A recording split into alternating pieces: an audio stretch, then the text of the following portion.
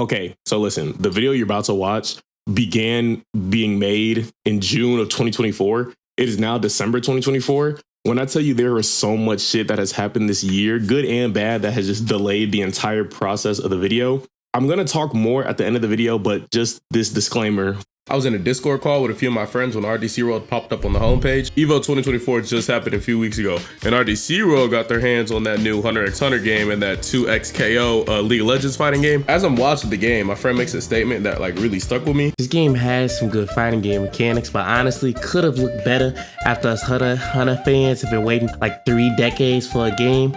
Probably gonna buy it anyways. My friends are weebs. They read mangas and watch anime. Me, on the other hand, I couldn't get into the same. My forte was reading comics and watching superhero flicks. And unlike my unfortunate loyal anime head friends, my black ass been eating good with these superhero games, yeah, man. And with that sticking with me, it also had me wondering, out of DC Comics and Marvel, who makes the best games? It could be easier to just compare some of their best games and leave it at that, but I wanted to be as unbiased and fair to both brands as possible. Because if we're being honest, bro, if we just compare the Titans, bro, that's Batman versus Spider-Man. And I got Spider-Man 9 times out of 10. I'm sorry, that's just what it is. So I will be playing all of DC's games as well as all of Marvel's games to find out the definitive answer.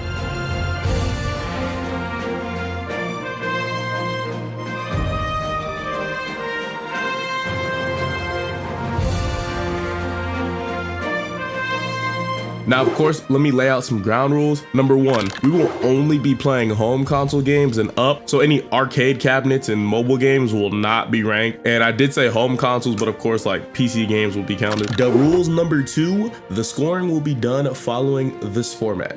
10 out of 10 CDs, points given or deducted based on the position. For example, an 8 out of 10 game would snag 2 points for its brand. However, a 3 out of 10 game would cost it 3 points. The reason it's set up the way it is because a bad game sucks more than a good game feeling nice. You know that makes sense? Mostly because if you play a bad game, it's a double punch to the stomach if you have to pay money for the bad game versus, well, if it's a good game, well, yeah, that's what you paid your money for. And also it, punishes quantity over quality. With this, the score will be based off of these 3 elements: story, gameplay, and originality / origin. Story, I do understand not all games have stories, but having one can rather like add a great spice into the game, do nothing for it, or like over season it. You know what I mean? You could always not have enough seasoning, but it's always better to under season than to over season, because you could always add seasoning, but you can't take seasoning out. Gameplay, self-explanatory, mechanics, replayability, visuals, audio, and most importantly, the game is fun. If it's not fun, why bother? Originality / origin. What type of game is it, and have we seen it? Is it copied and pasted? And as far as each brand, however, we're only looking at the originality within itself. So for example, if a Marvel game comes out that plays familiar to a DC game, it's not going to lose points. You're scoring points if you can make a comic book game that isn't like the other comic book games that you are making. Quick example, if all the Avengers had their own games and they were all beat 'em ups, they would lose points. But let's say Black Widow game was like a FPS shooter, like almost like Perfect Zero, and Hawkeye's game was a stealth-like game, and Hulk's was a beat 'em up, I would give them points for having a variety like that. I mean, it wouldn't help them if the game was ass though. Like if the game is still ass, it's ass, but they would get some little extra bonus points for being different. Now, obviously, I do understand if it's a sequel, then a lot of the same aspects will be carried over, which is fine. That's why I added / origin. How does the game compare to the others in the installment? Is it the weakest link? Is it the peak of it? Number 3 is not really a rule, but a disclosure. With most of these games, I had to play off an emulator. So if I experienced anything that could possibly be emulator involved, I watched an entire playthrough of these games to make sure. A lot of dedication went into making this video. It would mean a lot to me if you like, comment, and subscribe. I don't have a Patreon, but if you really would like to help me get these videos out, please consider subscribing to my Twitch, twitch.tv/chiefdonnyszn, where we actually live stream playing some of these games. Johnny, you're a bitch. Johnny, you're a bitch. Johnny, you're a bitch. Johnny, you're a bitch. Johnny, you're a bitch. Get out! Get up there! Spidey! Stop. What are you doing? What are you doing? Get up. Just get up. Why are you fucking with me? Why are you fucking with me? Why are you fucking with me? Without further ado, it's time to find out DC versus Marvel, who has the better games. If you want a second chance, I don't need. The 90s. I'm gonna be honest, I was not alive at this time, but Dr. Dre's Chronic came out, Toy Story came out, and Captain Planet and the Planeteers were out. Batman Forever, the arcade game, released in 1996 for MS-DOS, aka Microsoft DOS, aka Windows, aka PC, PlayStation 1, and Sega Saturn. This is exactly what the title entails, a Batman Forever beat-em-up arcade game. Beat-em-ups are just a fundamental genre of gaming, a generic X button, quick punch, Y button, heavy, circle button, jump. It's very easy to make a boring beat-em-up, and plus, this game being the first console game, I had very low standards. However, oh my god, this game is kick-ass. Listen, behind those chopped 3D Batman and Robin renders, there's a beat 'em up with a solid in-game visuals and music. What really takes it though, is when you start picking up power-up. What the fuck? This game immediately takes a right turn into a super chaotic Batman beating the shit out of these things. One of the power-ups was a fucking Mario mushroom. One had me swinging across the screen with a grappling hook, and I'm pretty sure Batman was throwing Destructo Disc at some point. Also love how at the end of the stage, you get bombarded with like 56,000 different bonuses. Highest combo. Hero bonus, whatever that is. Buster bonus. Crime Buster bonus, what? Knockout bonus. What's a super knockout bonus? Bat signal bonus. What the fuck is a bat signal bonus? 7 out of 10 CDs. Batman and Robin released in 1998 for the first PlayStation. Before anything else, let me say this now. There are two chances when I'm playing these games. Chance 1, which is realistically what is happening. These games have janky controls. Or chance 2, which isn't a 0% possibility, but very funny. I play these games like a game journalist. So from now on, when I say IGN, this is what I'm referring to. Besides this game making me play like IGN, game has a story, kinda. It's kinda just there. We start stopping Mr. Freeze, Bane, Poison Ivy, then Mr. Freeze again. And I don't know if this leaf that came from Ivy was coincidental or not. I didn't know if they were trying to say or insinuate that Poison Ivy kind of revived Mr. Freeze before they died. Anyway, controls suck, story dumb. First 3D Batman though, 4 out of 10 CDs. Superman 64. Confession, Superman and Flash fight for the first place for my favorite DC hero. I put Superman on a high podium, so I'm excited to play his first 3D game ever. It's unfinished. The controls are like fine, I guess, whenever you find them out. Playing the actual game too, it's like advertise of playing the game as fast as it took them to make it. Like Jesus Christ, they asked me to stop this car in 10 seconds after telling me to. Hopefully Superman is destined for more, and we're definitely gonna get more because the game sold 500,000 copies, 5 out of 10 CDs. X-Men released in 1992 for the Sega Genesis. This game literally gets carried by its selection of 4 playable characters and 4 different assists. Well, let me take that back. Every other aspect is decent, like music, sprites, level design, etc. The game is fair for being Marvel's first entry on the list. 6 out of 10 CDs. X-Men Children of the Atom. Oh my god, this game is fast, fun, and cool as fuck. Holy shit. Oh my god, I'm going stupid! Who knew you'd take 10 X-Men characters and put them in a fighting game together to duke it out? I wonder if we're ever gonna return to this concept. 8 out of 10 CDs. Marvel Superheroes. Oh my god, this game is just as fast, fun, and cool as fuck. Who knew taking 10 Marvel characters and putting them in a fighting game together to duke it out would be just as fun as the last game? Although it doesn't have a direct number 2 or anything along those lines, this could be stitched up as a sequel, and they added this Infinity Gems mechanic, which honestly, I can respect. Y'all know how I feel about integration. 8 out of 10 CDs. This game is faster. That's it. Now, first things first, the game is amazing. Chef's kiss. Clearly have a formula that works for them. However, if I may argue, compared to Marvel superheroes being after Children of the Atom, the game added different characters and an Infinity Gem mechanic. They took that out, and to be frank, there's nothing else new besides adding characters. Speaking of which, let me search up Street Fighter. Wait. Oh, this is a fighting game made by the same people who made the other Marvel fighting games? Oh, cool. Okay, I didn't know they had their own thing going on. Okay, I guess the inclusion of this Capcom franchise is cool. Let's put it to an 8. Really 7 though. For some reason, when you select your character, the enemy character is like right under. Wait. Oh my god. Nigga, this game got a tag team mechanic? All jokes aside, this single-handedly explains how the game got so much faster. Somehow they find a way to add on to this unit of a franchise. 9 out of 10 CDs. Iron Man and Exo Manowar. Oh my god, this game... Who the fuck is Exo Manowar? This game is ass. Quite frankly, hold left or hold right interactive. And do not ask me what the story is, because listen to this. You're stopping terrorists and aliens from infiltrating a nuclear power point. You play the game rather as Iron Man, real name Anthony Stark, or Exo Manowar, real name Eric of Dacia, in armor. It literally says parentheses in armor.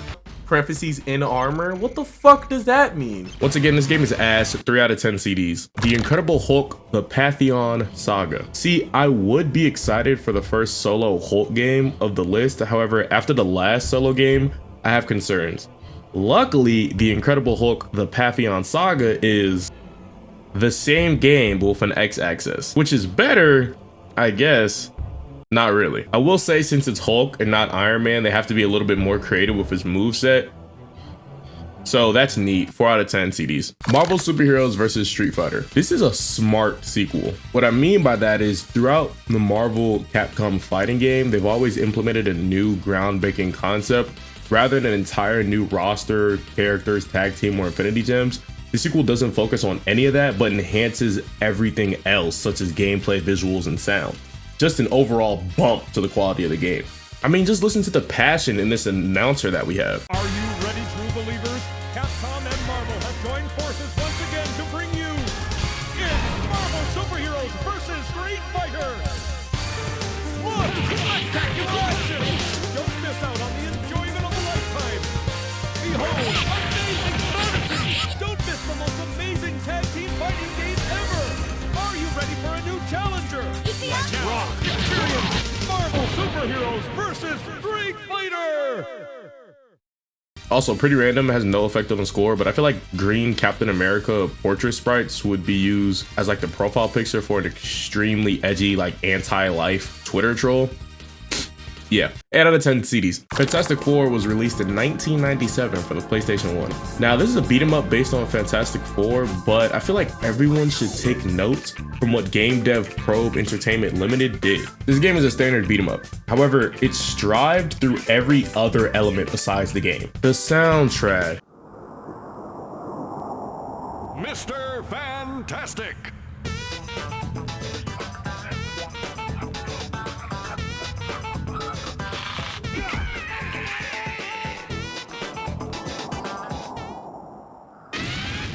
Invisible Woman!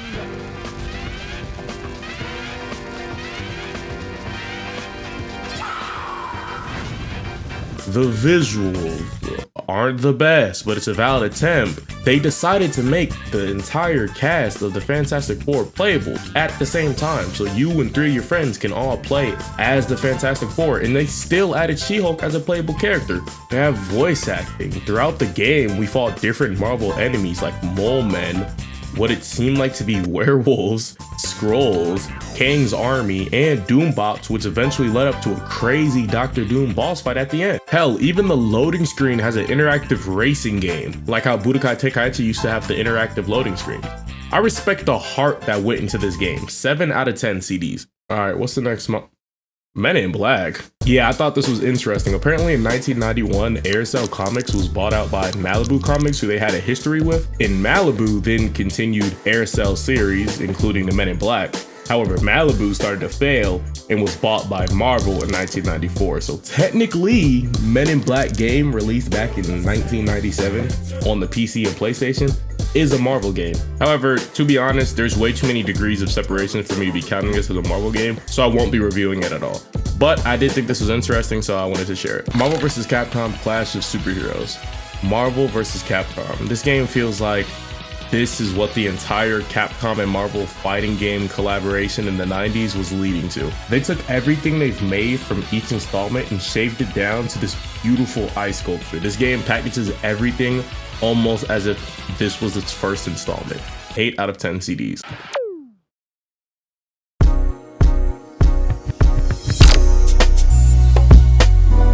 Y2K, we done hit the 2000s. Beyonce dropped her debut album Dangerously in Love. One of the greatest content creators of all time was born, and Bin Laden gave us a date Americans couldn't remember forever.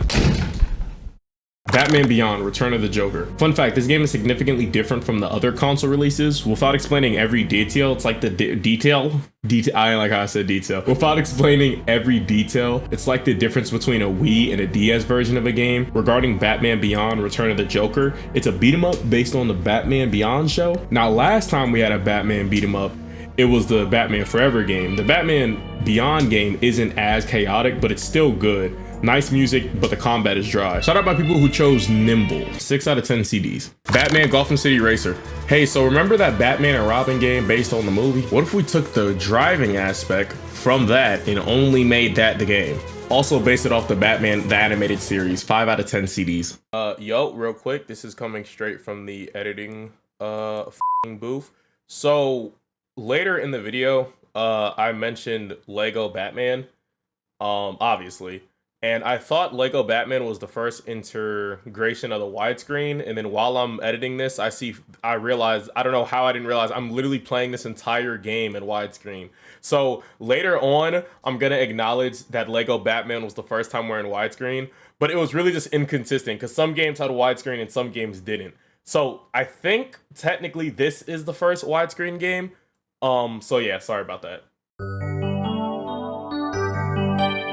Batman Vengeance. I ain't gonna hold you, this is nice. This game is such a oh my god finally. Actual proper controls, several gadgets, cinematic as hell for its time. There's a part in the game where you save a civilian from a bomb planted by the Joker where you are literally sliding away from the explosion with the civilian in your arms. And all that was in the opening sequence. Not a single weak link in voice acting either. If there wasn't like 120 more games I gotta go over, I would say so much more. I was impressed by this early Batman game. 8 out of 10 CDs. Superman Shadow of Apocalypse. I ain't gonna hold you, this is nice. This game is such a oh my god finally. Actual proper controls, no gadgets, cinematic as earth for its time. Just like how Batman Vengeance was the first proper Batman game, Superman Shadow of Apocalypse I feel like is everything Superman 64 wanted to be. This game is quite frankly Superman done right. 8 out of 10 CDs. Superman The Man of Steel. This game just makes you want to say,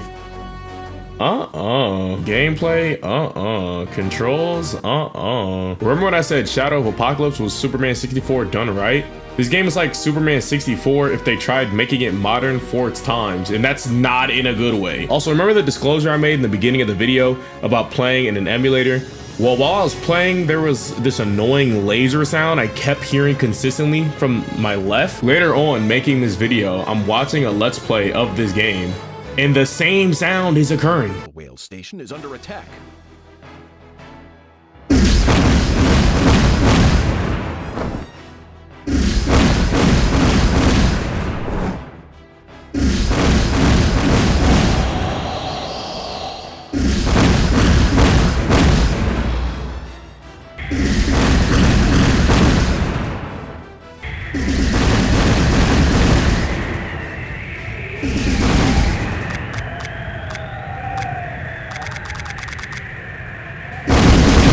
Not gonna lie, 3 out of 10 CDs. Batman Dark Tomorrow. This game makes you want to say, what the fuck? Dude, I don't even know where to start, but let me just explain play by play my experience with this game. As soon as I start the game from the opening cutscene, I'm instantly stabbed in the stomach with a knife. After defeating them, I run to the top of a rooftop. I peep how fast Batman is moving, and I check my emulator settings to make sure I didn't increase the frame rate by accident. Come to find out, it's running natively, and that's just how fast Batman moves. Now right here, I will say I had a crazy IGN moment.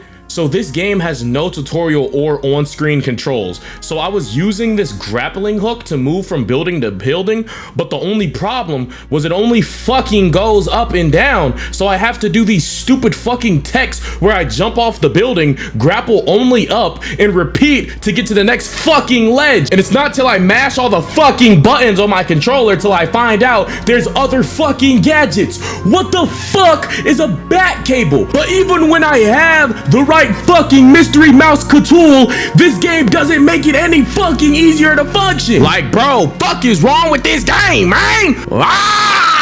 Aquaman Battle for Atlantis released in 2003 for Xbox and GameCube. Developed by Lucky Chicken Games, this game tries a lot of different interesting things. For example, the whole game is underwater. Obviously, but because of this, there's like a duplicate blurry lens filter put over the whole game to simulate underwater vision. Also, the combat is similar to an RPG, the way you just walk up to an enemy and then the combat starts. There's summons, shout out to them dolphins, they finished the nigga off for me. Pause, 7 out of 10 CDs. Batman Rise of Sin Tzu. Solid, decent, straight, okay, all right, nice, fine, synonyms. It's another Batman beat 'em up, but they just added an X-axis, I guess. 6 out of 10 CD. Catwoman. Halle Berry alone should be the reason this game gets 7 out of 10 CDs. Not because of the dry story or janky platforming that makes me look like IGN. Game still aesthetically looks nice. 6 out of 10 CDs. Constantine. Like the Aquaman game, Constantine tries some interesting different concepts. For example, when exploring a dark level, you constantly need to activate this night vision to view the room. They have a button strictly dedicated to turning 180 degrees. Also, Constantine uses guns, crossbows, flamethrowers, and a pretty nice set of weapons. 7 out of 10 CDs. Batman Begins. This game is so damn funny, bro. Like, I started this game looking at the starting soon screen that looks like it was made in Adobe Flash. He literally moves like Adam West Batman, or a better comparison would be like Swiper from Dora. Even the way he climbs ladders is funny. He like winds up his arms like a wheel every time he wants to climb and keeps moving his damn head. The same way Batman Dark Tomorrow was laughable, this game is the exact same. Only difference being Dark Tomorrow made me want to cut all over my body and hold my breath under a pool of lemon juice. While Batman Begins actually found myself enjoying the game. Granted, I was laughing at it, but it was still enjoyable. Look, I don't care if it's unintentionally satire, but I couldn't not laugh while playing the game. chiefdonnyszn presents The Batman Begins Supercut. Nigga, that title screen looked terrible. Hold on. Yo, this shit look ass. It look like a Flash game. Oh my god, this shit look ass. What am I looking at? That nigga was 31. Why did I just move like that? Why the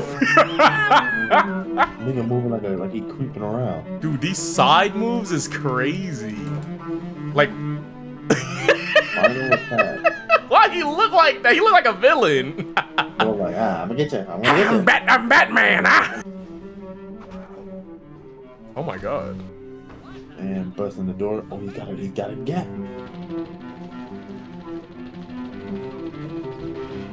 Nah, you can't get a nigga. Oh crap. Yeah, stay there and watch that shit happen. Like, fuck a dumbass. Dude, why does he move like this? Oh! Just watch somebody die. Several people. Why is he climbing a ladder like that? Nuh-uh. No. Why is he climbing a ladder like that? Absolutely not. The wind up on the arms grabbing the side of the ladder is funny as fuck. Like what? Let me just hash it out. I'm not gonna lie, this game keeps surprising me. His climbing animation funny as hell! Why is he climbing like that? Oh, that damn head movement. Batman, you're hallucinating. He's not really there.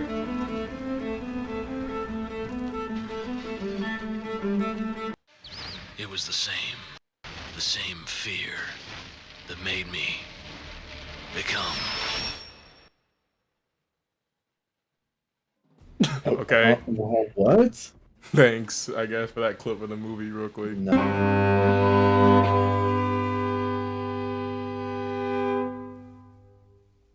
7 out of 10 CDs. Teen Titans! Alright, I'ma say, it's 2006 and I'm officially tired of beat 'em ups. So unless Teen Titans bring something good to the table, I'm ready to tank the score. Crazy enough, it's almost like they knew that was the case, cause this game added some shit. Number 1, it's 4-player, while you're able to play against 5 characters. Number 2, dope stages and levels.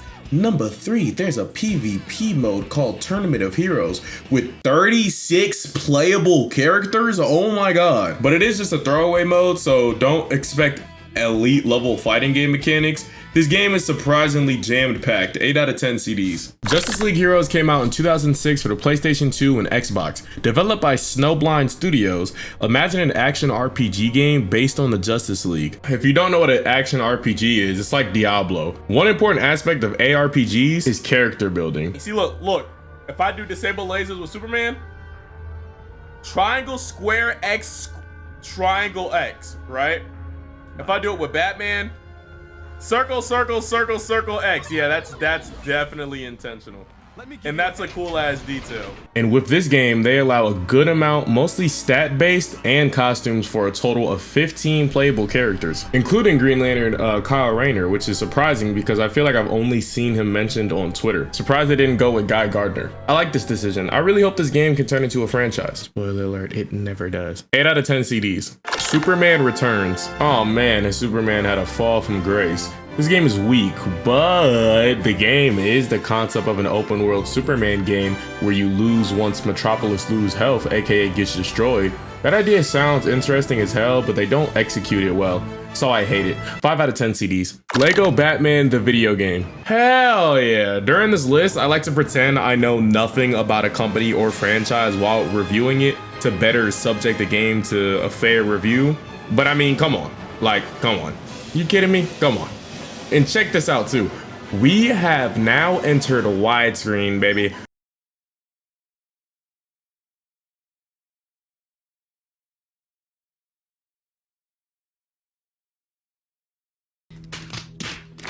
Lego before this released Lego Star Wars and Lego Indiana Jones. What Lego did with Lego Batman is having the main game mechanic be centered around these different suits that Batman and Robin can wear. Fun for ages 5 and up, 8 out of 10 CDs. Mortal Kombat versus DC Universe. Who would have thought putting 10 DC characters along with 10 MK characters in a game together would be so cool? Also, around this time, games start stemming away from arcadey-like and trying to make a game that we know now, aka they start pushing story. So from now on, I'm gonna start mentioning these game stories more.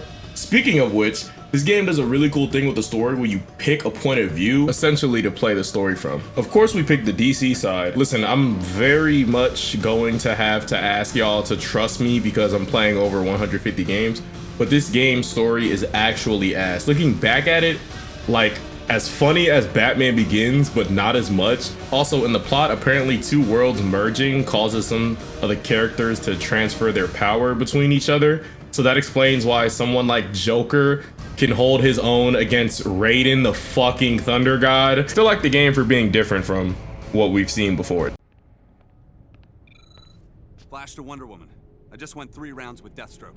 I'll contact Metropolis. Pause. Hey, yo. 6 out of 10 CDs. Watchmen, The End is Nigh. Rabid dogs need to be put down. Watchmen, The End is Nigh was released in 2009, developed by Deadline Games. The devs were actually told by publisher Warner Bros. Interactive to make a Watchmen game only because they just told a different dev studio to make a new Batman game. That game is actually next. It's made by some studio called Rocksteady? Anyway, needless to say, back to Deadline and Watchmen. The game was a huge graphical and mechanical bump in the industry. I like the ability Rorschach has by taking weapons from enemies and using them against them. Speaking of which, you can play between 2 characters, rather Rorschach or Night Owl. As well as using weapons from enemies, Rorschach has a passive called Rage, and when it's fully charged, he does a Pussy Tackle. Night Owl's passive called Charge allows him to use these 2 abilities in his suit, an electrical pulse and a shockwave. Overall, nice game. Let's say 8 out of 10 CDs. Batman Arkham Asylum. This game single-handedly changed comic book games for the rest of eternity. Batman Arkham Asylum is an action-adventure Batman game developed by Rocksteady with story written by Paul Dini, who at the time had writing credits for the new Batman Adventures, Batman Beyond, Justice League, and the Batman Superman movie World's Finest. This game is what happens when passionate people mixed with industry experience create a game that elevates the media it's based on. Speaking of which, the world of Batman is the only thing Arkham Asylum is based on. Arkham Asylum is an original story, the plot being Batman taking the Joker to prison, Arkham Asylum, where the Joker immediately takes over and tells Batman, "Yeah, you're trapped here because I have this entire series of events for you." Actual cinema when you see how the entire story turns out. Set design, graphics, gameplay, sound design, writing, voice acting, elite class high level creation of a video game. To think where DC and Batman have came from, not only one of the greatest Batman games of all time, but DC comic book and action adventure games of all time, putting a platform for how amazing these comic book games could be. I can take it. I can take anything you throw at me, Bats. You can't beat me. I'm actually going to win. Ready for the next round? Always. What? I'll never let you win. Never.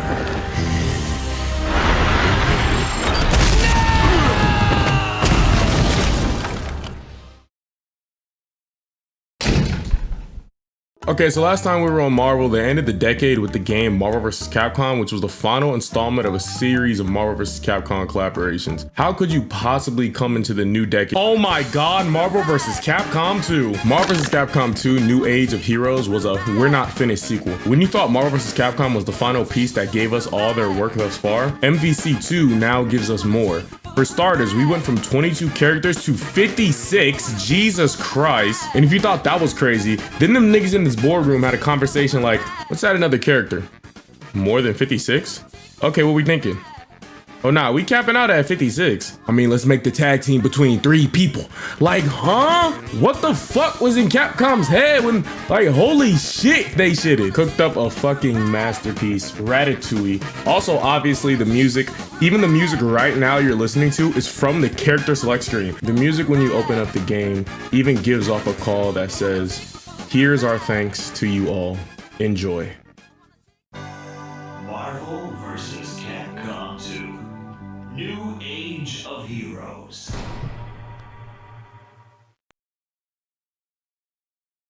X-Men Mutant Academy. Now that Marvel vs. Capcom has ended their series of games, let's try it again. Just kidding, absolutely not. To be honest, I don't want to see another fighting game. But Marvel had different plans. They wanted to re-up on the concept of an X-Men fighting game. X-Men Mutant Academy is funny. Just compared to what we've had, the game just feels like 8 years too late. 5 out of 10 CDs. Spider-Man 64. So peep, Spider-Man was a game that was supposed to be released on PlayStation 1 and N64. However, the N64 version did take longer since they wanted to tweak and improve some more aspects of the game. So don't get confused if you're wondering why I'm saying Spider-Man 64. Spider-Man 64 equals Spider-Man the 2000 game. The game tries, not necessarily top tier, but there's a full game here. I feel like we might get more Spider-Man action adventure games. 6 out of 10 CDs. Blade.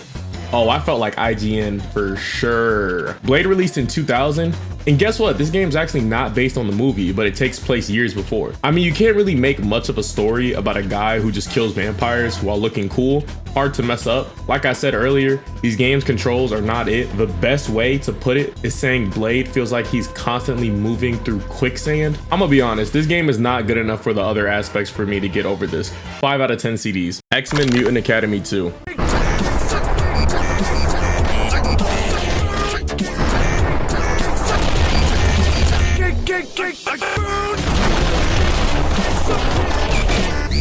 7 out of 10 CDs.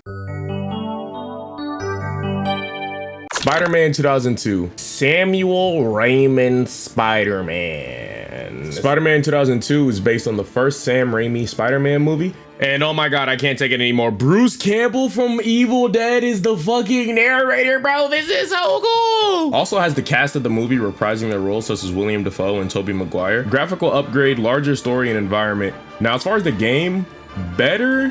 Still die instantly when touching the ground. Swinging is honestly still ass. I hate this height mechanic that they do. And boom, right then and there, my entire video just got lost in a race into the oblivion. It really doesn't matter because I was gonna end off the video after Spider-Man. It ended up the Sam Raimi Spider-Man ended up getting 7 out of 10 CDs. But yeah, basically it even deleted my outro for the previous video, but I was just basically saying how I've been going through a lot of shit. This video started in June and it's fucking December now and it's just now getting out. I'm going to recreate this video or just make a part 2 of the video, like actually finish the video if, you know, this video does good. But, you know, this video was starting to feel like a chore more than it was like a passion project, so I had to just like get it over with. And like I said, it's been a long year, so a lot of stuff's been going on, but hopefully next time I start on a project I can finish that at a reasonable time. I remember this video was supposed to been come out, but yeah, I'm rambling on. Thank you so much for watching. Peace, Phil Watts. CDs 4L. Thank you.